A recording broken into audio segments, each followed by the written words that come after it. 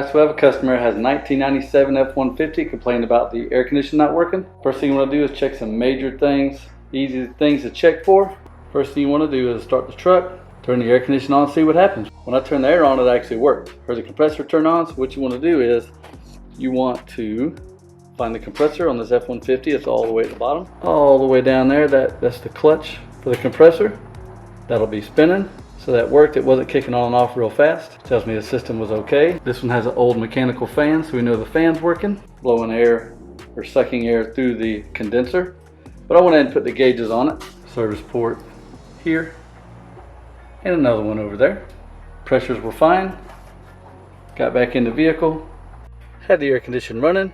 Air conditioner was blowing cold, so I figured I would try to select. As soon as I went over to heat, the blend door immediately went to heat, and you could hear it bump. Boom. Right then I knew I had a problem. Could be the blend door broken, could be the blend door actuator. Turn it back to cold, didn't work. So I'll show you what to do next. Now right in the center of the dash, down there by the floorboard, you'll have this cover. You're gonna want to take it off. Of course, I've already taken the ductwork loose underneath, so all I gotta do is pull it off. Then you'll have a piece of ductwork inside of there. You want to take the bolts out. There is a brace that comes across right here. Take it out. You want to remove this. Then you can see your blend door actuator. That's what this is right here. You want to pray that your actuator is bad, because that's all you got to do is take those two things apart, pull this actuator down, put a new one in, you're good to go. If it's the actual blend door is broken like it was in this truck, then you got to take the whole dash apart. Now what you want to do, you want to look right here. You got your blend door actuator, and then you have this shaft that goes up inside this plenum, and it turns and moves the blend door. Now the truck does not have to be running. You can just turn the key on. Right now it's on cold. Turn it all the way to hot, and you'll see it operating. You can even come back, see if it stops at a partial setting, and go all the way back to cold. You can see that it's moving. Once you do that and you realize that the actuator is working, you can test it back and forth, and you still have heat, no air, or air and no heat, one way or the other. That means the blend door itself is broken and you need a new one. Now that we're confident that it's the blend door that's broken, I'm going to take apart the dash. I didn't record everything taking the dash out because there are plenty of videos out there that show how to take the dash out on these old F-150s. So one good thing about having an older car is there's a lot of available parts and instructions on how to do things. What I will show you is the plenum. Now your plenum is where your heater coil and your evaporator for your air conditioner is housed. Here's the old broken blend door. When you select cold, blend door has an actuator at the bottom that we troubleshot earlier. It opens and closes, directs the air to whichever one that you want. As you can see, often what happens is the actuator keeps working, but the door breaks itself. So the actuator is actually in there spinning back and forth. During our troubleshooting we saw that, but then it can't operate this door correctly because it's broken. But what it was doing is I could keep manipulating the actuator to get it to close over to cold, and then it would hold it just enough to keep in that position. But if you ever selected heat, as soon as the actuator started to move and turn this way, it would go straight on over to heat. It's unfortunate that this is a common problem because you have to take the dash out to fix it. There are YouTube videos that show where you can cut the back side of the glove box open and then just cut a big hole in the plenum. You can't do that with this door.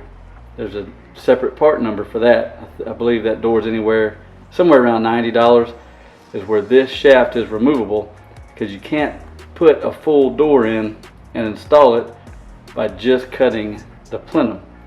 Anyway, this shaft part is removable. The kit even comes with some tape where you can tape the plenum back up, but I don't like doing that.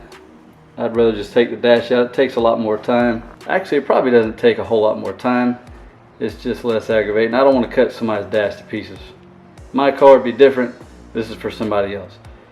But what they did was they improved it. A lot of times this is a portion that breaks. It didn't break on this one, but this is an improved version maybe this will last the whole lifetime of the truck. So all of this headache, taking all this dash apart, pulling the steering column, all these things, is all so you can take the plenum cover off. And it has some very aggravating bolts back here in the back, where you can see I had to pull the relay box out, and hopefully no church ladies were walking by as I was taking that out, because they probably heard some things they shouldn't have heard. But anyway, I don't know why these engineers hate mechanics, but they do, there's no doubt. So you take all that apart, pull this out, and if you want to watch the videos on not taking the dash all the way out and cutting the hole, you're going to cut a hole in the plenum. You're going to cut out a whole section there, and then you're going to try to put the door in. Since everything is wide open now, we're going to put in the new door. Now since everything is out in the open, might take you a little bit to do it, show you how much easier this door install is. Now with everything wide open, we'll show you how easy it is to put this door in. You want to make sure that this section here goes underneath this little cover. Then you want to make sure that the top is engaged right there.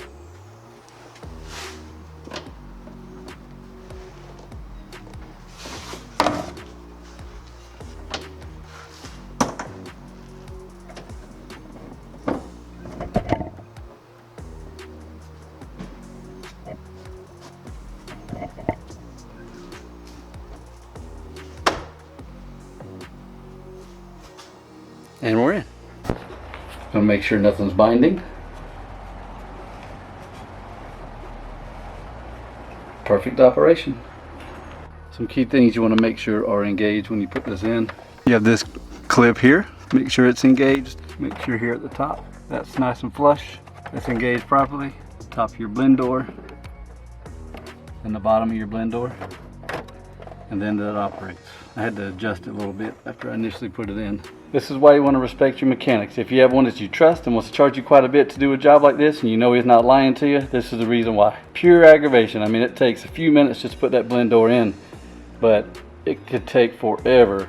Take a dash out, very aggravating. You mess with an airbag, then got to put it all back in. Time to put our plenum cover back on. Now there is a bolt that goes all the way around here to the back in here. That's why I had to take this relay box out, and also removed a little bit of ductwork. That bolt hidden back there. I'm not even going to video me putting it back in, but just know it's back there. And if you get all these bolts out all the way around this thing, and something back there is hanging it up, it's that bolt. Just take it out. This relay box is only two little bolts. One little bolt here for that one piece of ductwork. Just take it out. Get you some mechanical fingers to put it back in. Now I know there are a lot of people that won't even take any time to put that bolt in, but honestly, mechanical fingers, the right tools, it only took a couple minutes to put that bolt in. If you're not going to take care of the small details like that, taking care of somebody's car, you don't need to be working on other people's stuff. You can ruin your own stuff, that's cool, but if you're going to shortcut on that part, what else are you going to shortcut on? Then all you got to do is take two more bolts, put that relay box back in, one bolt for that ductwork, and then the rest of the bolts, not an issue. Too easy. I'm going to show you another bolt to look out for. Got this bracket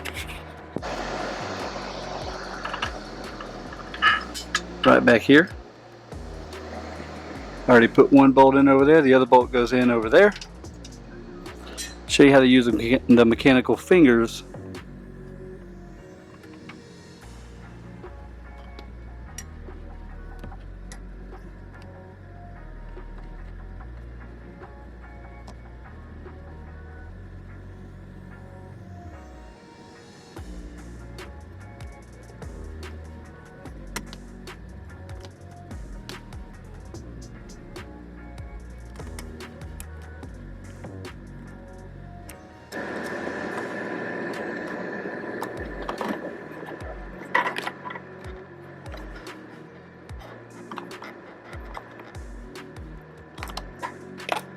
Now that it's started, just tighten it up. Now since our plenum bolts are in, time to put the relay back in. And our bolts back on for our relay, one there. And there's the other one. Ductwork.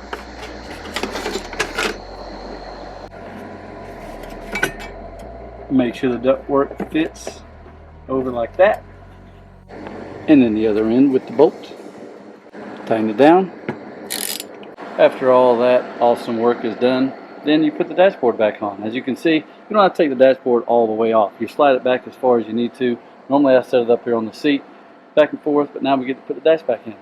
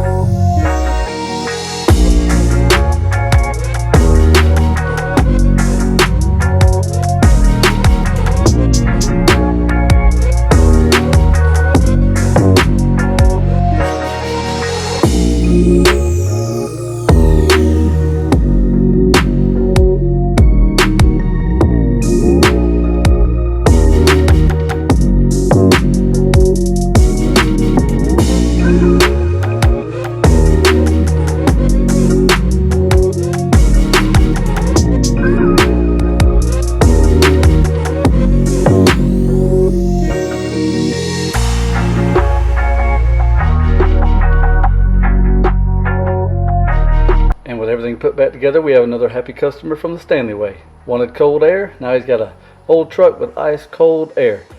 Feel free to try this yourself. It's not really that big of a deal. It's just very involved. Take your time. You can try it, but if it seems to be too much for you, then just find a good mechanic to do it. And boy, it's a lot of work. So they're going to charge you quite a bit. Another summertime air conditioning fix. I hope you all have a great day. See you.